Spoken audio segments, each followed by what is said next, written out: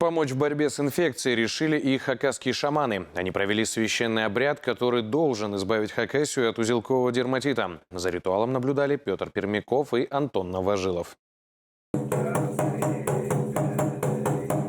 В Аскизском центре хранения традиций предков камлают шаманы из разных уголков республики. В руках каждого бубен, чтобы достучаться до небесных предков, на столе угощение, чтобы их задобрить. Зрелище необычное. Где еще увидишь, как человек входит в транс, чтобы связаться с потусторонним миром?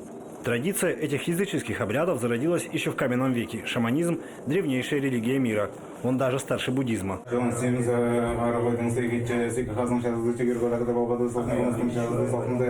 Когда шаман открылся для связи с предками, остается последний важный момент. Необходимо принести сакральную жертву – подарить богам барашка.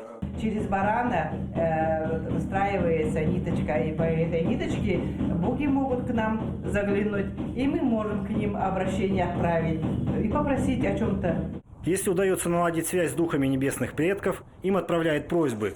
Сегодня шаманы молят богов о помощи больным животным. Мы знаем, что вирусы завезенные. И мы проводили работу так, чтобы придали силу нашим богам, нашим хозяевам вот этих местностей, чтобы они все это закрыли, поступление оттуда.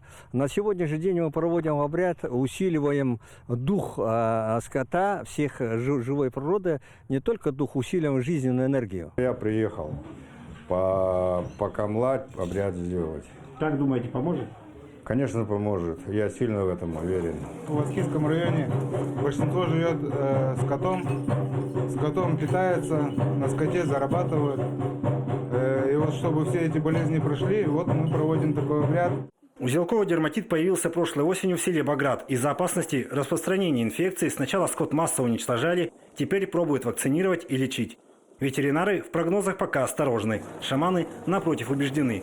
После проведения обряда результат обязательно будет.